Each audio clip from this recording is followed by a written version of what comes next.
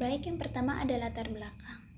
Pada tahun 2017 diawali dengan aturan baru bahwa harga penutupan saham bukan ditentukan dari transaksi terakhir di bursa, melainkan melalui proses pembentukan pada harga penutupannya. Hal ini mengharuskan Bursa Efek Indonesia atau BIE melaksanakan proses pembentukan harga penutupan indeks harga saham gabungan. Kemudian dengan mekanisme pre-closing dan post-close trading session, aturan ini menghitung harga penutupan berdasarkan order dari value transaksi paling banyak selama periode pre-closing pukul 15.50 sampai dengan 16.00 WIB. Kemudian perdagangan terhenti sesaat pukul 16 sampai pukul 16.04 WIB untuk melakukan proses harga penutupan. Kemudian dibuka kembali sesi perdagangan pukul 16.04 sampai dengan 16.15 WIB, sehingga pada periode ini broker bisa memasukkan order beli dan jual berdasarkan harga penutupan. Baik, yang kedua ada rumusan masalah. Yang pertama ada mengetahui mekanisme pembentukan harga saham penutupan atau disebut dengan pre-closing. Yang kedua ada menganalisa penggerakan harga saham PT Bank BCA Tbk sebelum dan sesudah aturan pre-closing. Yang ketiga ada perbedaan harga saham penutupan PT Bank BCA sebelum dan sesudah aturan pre-closing. Yang ketiga ada tujuan penelitian. Tujuan penelitiannya yaitu yang pertama untuk mengetahui mekanisme pembentukan harga saham penutupan pre-closing.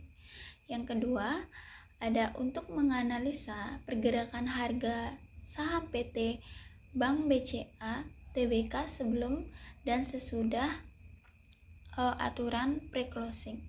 Yang ketiga ada untuk perbedaan harga saham penutupan PT Bank BCA Tbk sebelum dan sesudah aturan pre-closing. Bab 2 Pembahasan A. Mekanisme pembentukan harga saham penutupan saat pre-closing.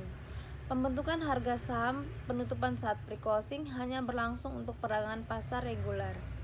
Perdagangan dilakukan selama jam perdagangan setiap hari di bursa dengan berpedoman pada waktu Jakarta Automated Trading System atau JATS. Mekanisme pembentukan harga saham saat pre-closing yaitu dimulai pada pukul 15.50 sampai dengan 16.00. Saat itu, anggota bursa memasukkan penawaran jual dan permintaan beli. Setelah itu, tepat pada pukul 16.00 sampai dengan 16.04, pasar berhenti dan Jakarta Automated Trading System melakukan pembentukan harga dengan memperjumpakan penawaran jual dan permintaan beli yang telah dilakukan oleh anggota bursa berdasarkan volume transaksi yang terbanyak.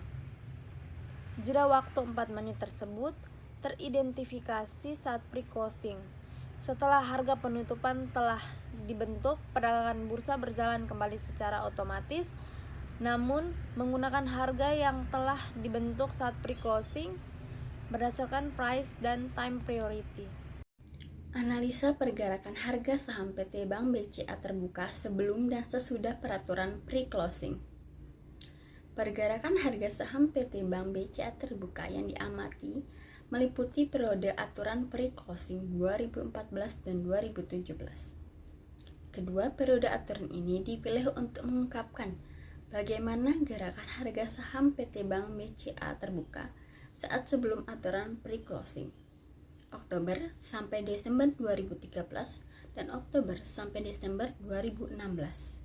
Kemudian, saat sesudah aturan pre-closing Januari sampai Maret 2014 dan Januari sampai Maret 2017.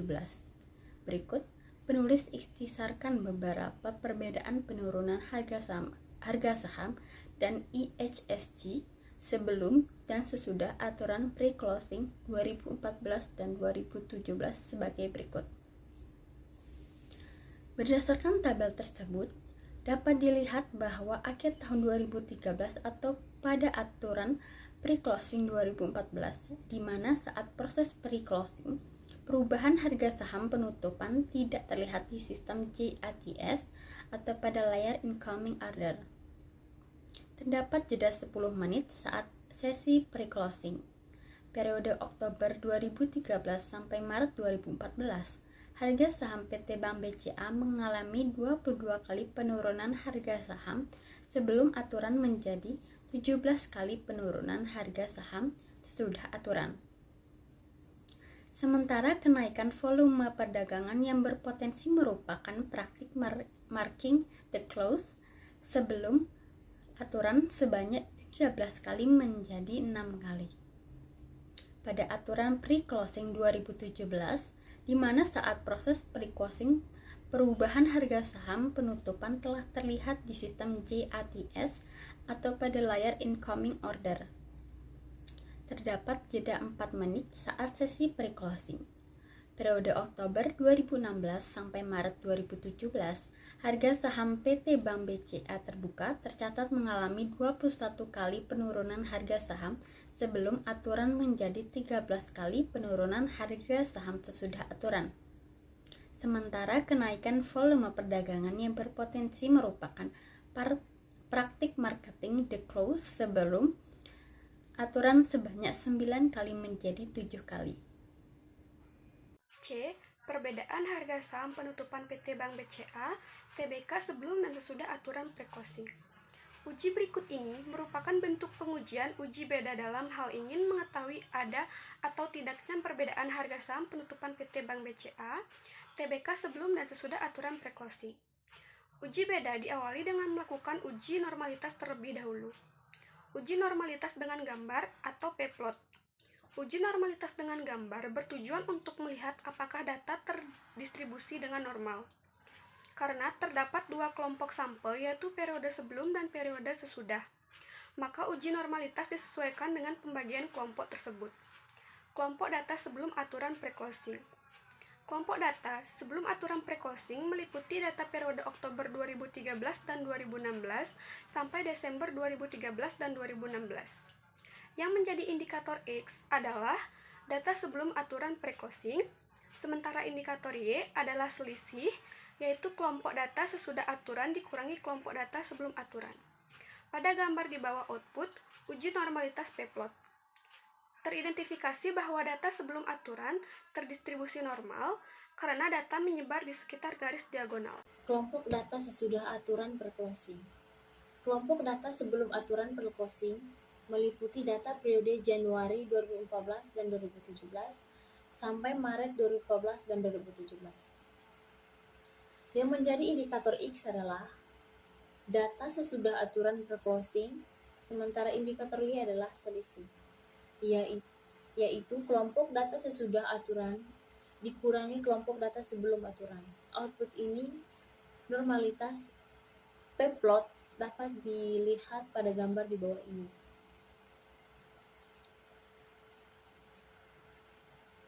Uji normalitas dengan Kolmogorov-Simrov. Berdasarkan gambar p-plot tersebut di atas, secara sederhana terlihat bahwa data harga saham sebelum dan sesudah terlihat distribusi dengan normal. Namun, untuk memastikan gambar tersebut secara kuantitatif memang distribusi dengan normal, maka penulis melakukan uji normalitas melalui tes one simple Kolmogorov-Simrov.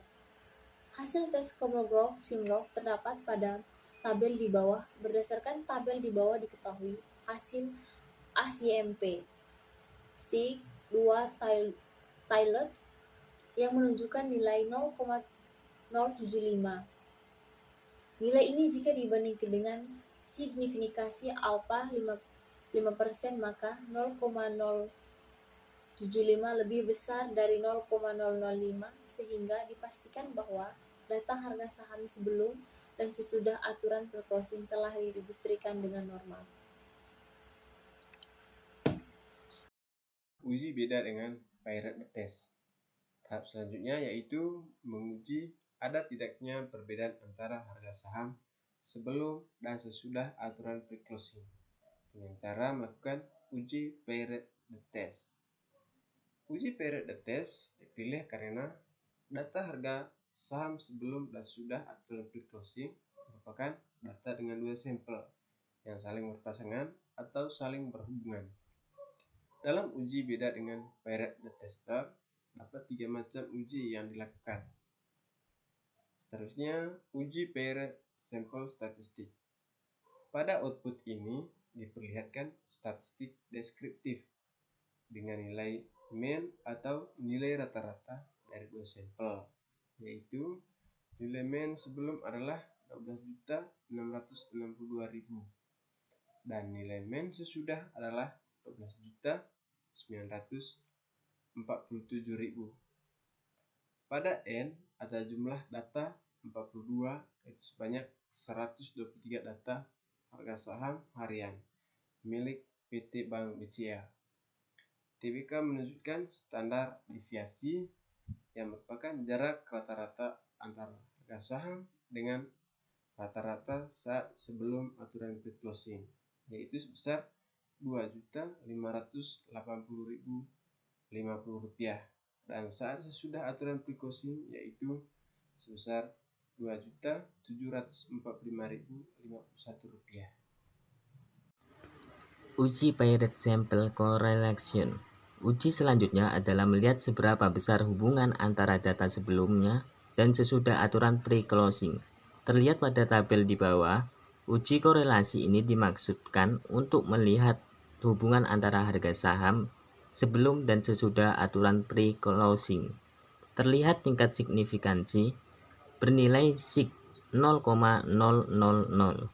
Ini berarti nilai ini lebih kecil dari alfa 5%, sehingga dapat diartikan terdapat hubungan antara sebelum dan sesudah pada harga saham PT Bank BCA Tbk. Uji Pirate Simple Test. Uji Pirate Simple Test dimaksudkan untuk memberikan simpulan apakah HO diterima atau ditolak, yaitu untuk menguji apakah terdapat perbedaan antara harga saham penutupan sebelum dan sesudah aturan pre-closing. Hasil uji Pirate Simple Test menunjukkan besaran nilai signifikansi sebesar sig 0,000. Nilai ini lebih kecil dari 0,005. Maka dapat disimpulkan terdapat perbedaan yang nyata antara harga saham sebelum dan sesudah aturan pre-closing. Jika asimpi sig 2 Thailand lebih kecil dari 0,05, maka HA diterima. Dan jika asimpi sig 2 Thailand lebih besar dari 0,05, maka HA ditolak.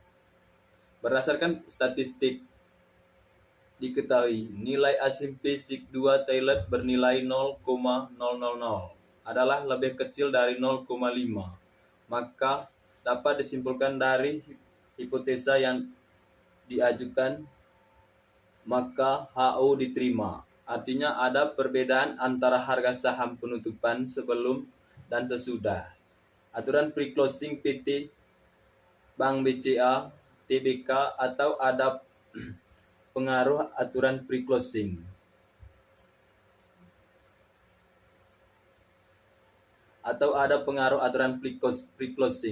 Terdapat harga saham pada PT Bank BCA Tbk.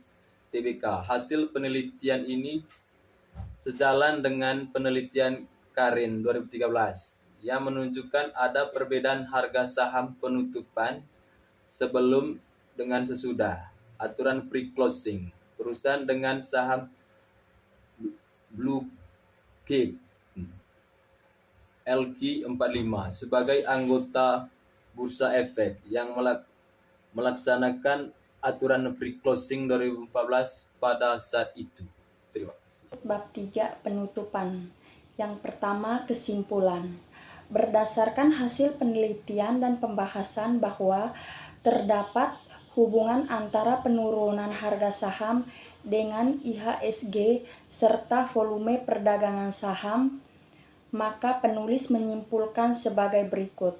Yang pertama, pada aturan pre-closing 2014, di mana saat proses pre-closing perubahan harga saham penutupan tidak terlihat di sistem GATS atau pada layar incoming, orderan terdapat jeda 10 menit saat sesi pre-closing berlangsung.